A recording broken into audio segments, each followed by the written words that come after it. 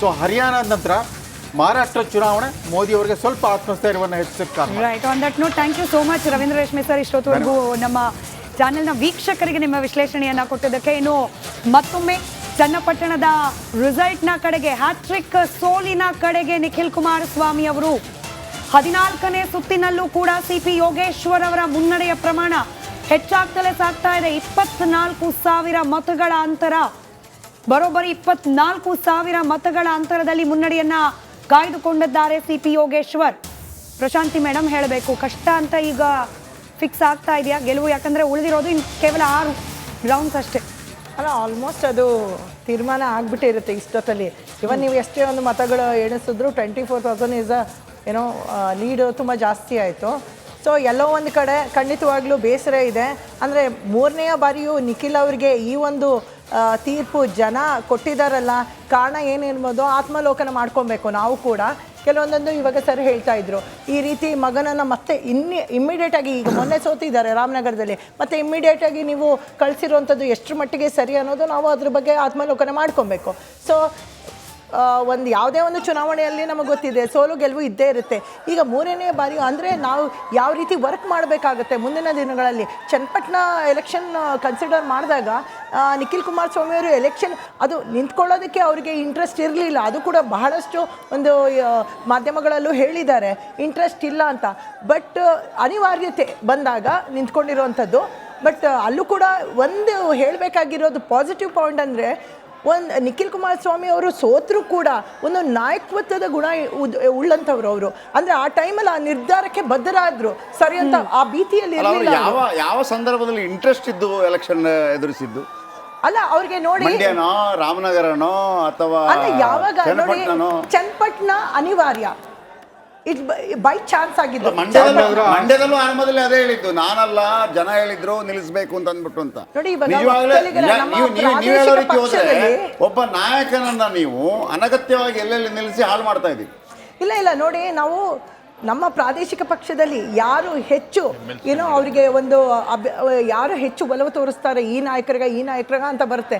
ಆಮೇಲೆ ನಮ್ಮದು ಚಿಕ್ಕ ಪಕ್ಷ ಆಗಿರೋದ್ರಿಂದ, ಕರ್ನಾಟಕ ರಾಜ್ಯದಲ್ಲಿ ಮಾತ್ರ ಸೀಮಿತವಾಗಿರೋದ್ರಿಂದ ನಮ್ಮಲ್ಲಿ ಹೇಳಿರುವಂತಹ ನಾವು ಕಾರ್ಯಕರ್ತನ ಕಳ್ಕೊಳ್ಳೋಕೆ ಇಷ್ಟಪಡಲ್ಲ. ಭರತ್ ಬೊಮ್ಮಾಯಿ ನೋಡಿ ಅಂತರಗಳು ಜಾಸ್ತಿ ಆಗ್ತಾ ಇದೆ. ಟೆನ್ಷನ್ ನಲ್ಲಿ ಬಿಜೆಪಿ ಅಭ್ಯರ್ಥಿ ಭರತ್ ಬೊಮ್ಮಾಯಿ. ಇಲ್ಲಿ ಅಶೋಕ್ ಒಂದು ಹೇಳಿಕೆ ನೋಡಿ, ನಿಖಿಲ್ ಕುಮಾರಸ್ವಾಮಿ ಅವರಿಗೆ ಅದೃಷ್ಟ ಸರಿ ಇಲ್ವಂತ. ಇವಾಗ ಹೇಳ್ತಿದ್ದಾರಾ? ಅದೃಷ್ಟ ಸರಿ ಇಲ್ಲ. ಒಂದು ಕಡೆ ಹೆಂಗಾಗ್ತಾ ಅಂದ್ರೆ ಶಿಗ್ಗಾವಿಯಲ್ಲಿ ಈ ಭರತ್ ಬೊಮ್ಮಾಯಿ ಸೋಲನ್ನ ಕಾಣಿದಾಗ ಒಂದು ದೊಡ್ಡ ಚರ್ಚೆಗಳೀಗ ಶುರುವಾಗ್ತಾ ಇದೆ. ಐ ಮೀನ್ ಸಮೀಲ ಕೂಡ ಅದನ್ನೇ ಹೇಳ್ತಾ ಇದ್ರು. ಅಲ್ಲಿ ಪಂಚಮಸಾಲಿ ಲಿಂಗಾಯತರು ಯಾಕೆ ಬಿಜೆಪಿ ವೋಟ್ ಹಾಕಲಿಲ್ಲ? ಪಂಚಮಸಾಲಿ ಲಿಂಗಾಯತರು ಯಾಕೆ ಬಿಜೆಪಿ ವೋಟ್ ಹಾಕಲಿಲ್ಲ? ಚನ್ನಪಟ್ಟಣದಲ್ಲಿ ಬಿಜೆಪಿ ಚನ್ನಪಟ್ಟಣದಲ್ಲಿ ಬಿಜೆಪಿ ಅವರು ನಿಜವಾಗ್ಲೂ ವೋಟ್ ಹಾಕಿದ್ರಾ ಜೆಡಿಎಸ್ಗೆ? ನಂಬರ್ 2, ಆಮೇಲೆ ರಾಮುಲು ಕೆಲಸ ಮಾಡಿದ್ರಾ ಪಾರ್ಟಿ ಪರವಾಗಿ? ಈ 3 ಪ್ರಶ್ನೆಗಳಿರುತ್ತೆ.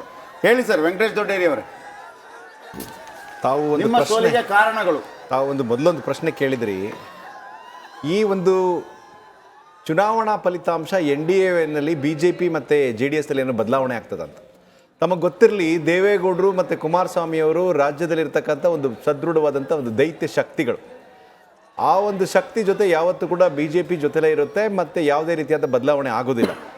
ಚನ್ನಪಟ್ಟಣದಲ್ಲಿ ಮತ್ತು ಶಿಗ್ಗಾವಿನಲ್ಲಿ ತಾವು ಏನು ನಾವು ಶಿಗ್ಗಾವಿ ಮತ್ತು ನಾವು ಇದರಲ್ಲಿ ಸಂಡೂರಲ್ಲಿ ಹೇಳ್ತಾ ಇದ್ದೀರಿ BJPನವ್ರು ಓಟ್ ಹಾಕಿದ್ರ ಅಂತ. ತಾವು ಅಂಕೆ ಸಂಖ್ಯೆಗಳನ್ನು ನೋಡಿದರೆ BJPಯ ಪ್ರತಿಯೊಬ್ಬ ಸಾಮಾನ್ಯ ಕಾರ್ಯಕರ್ತನಿಂದ ಹಿಡಿದು ರಾಷ್ಟ್ರ ನಾಯಕರದವರೆಗೂ ಕೂಡ ಅಲ್ಲಿ ಹೋಗಿ ಕೆಲಸ ಮಾಡಿರೋದ್ರಿಂದಲೇ ಇಷ್ಟು ಅಂತರ ಕಡಿಮೆ ಆಗಿದೆ. 9,000 ನೋಡಿ, ಶಿಗ್ಗಾವಿನಲ್ಲಾದ್ರೂ ನೋಡಿ ಅಥವಾ ನೀವು ಸಂಡೂರಿನಲ್ಲಿ ನೋಡಿ, 9,101 ವೋಟಿನ ಮತ ಅಂತರ ಇದೆ ಇವತ್ತು. ಅದೇ ದೊಡ್ಡ ಇದೆಲ್ಲ ಗೆಲುವಲ್ಲ ಕಾಂಗ್ರೆಸ್ಗೆ. ಆಡಳಿತ ಇರುವ ಪಕ್ಷದಲ್ಲಿ ಎಲ್ಲ ರಿಸೋರ್ಸಸ್ ಅನ್ನ ಸಂಪನ್ಮೂಲಗಳನ್ನ ಇಟ್ಕೊಂಡು ಮಂತ್ರಿವರ್ಯರನ್ನ ಒಂದು ಓಣಿಗೆ ಒಬ್ಬ ಮಂತ್ರಿನ ಹಾಕಿ MLA ಹಾಕಿ ಒಂದು 9,000 ತಗೊಳ್ಳೋದು ದೊಡ್ಡ ಗೆಲುವಲ್ಲ ಅದು. ನಿಮ್ಗೆ ದೊಡ್ಡ ಬರಬೇಕಾಗಿತ್ತು. ನಿಮಗೆ ಮಾಡತಕ್ಕಂಥ ಗ್ಯಾರಂಟಿ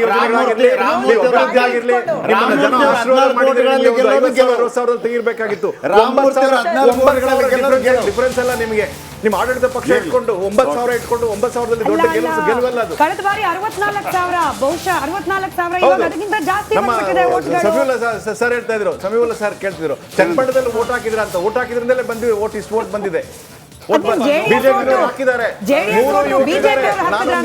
ನಿಮ್ಮ ಮಾಧ್ಯಮದ ಮೂಲಕ ನಾನು ಹೇಳಿಕೆ ಬಯಸ್ತೇನೆ.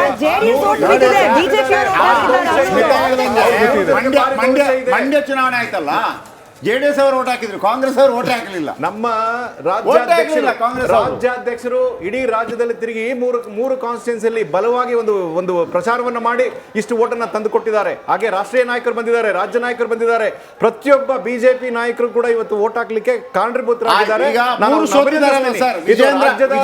ಕಾಂಗ್ರೆಸ್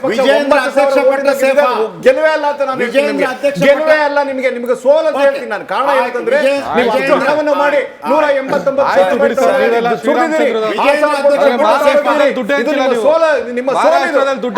ಚುನಾವಣೆಗಳಲ್ಲಿ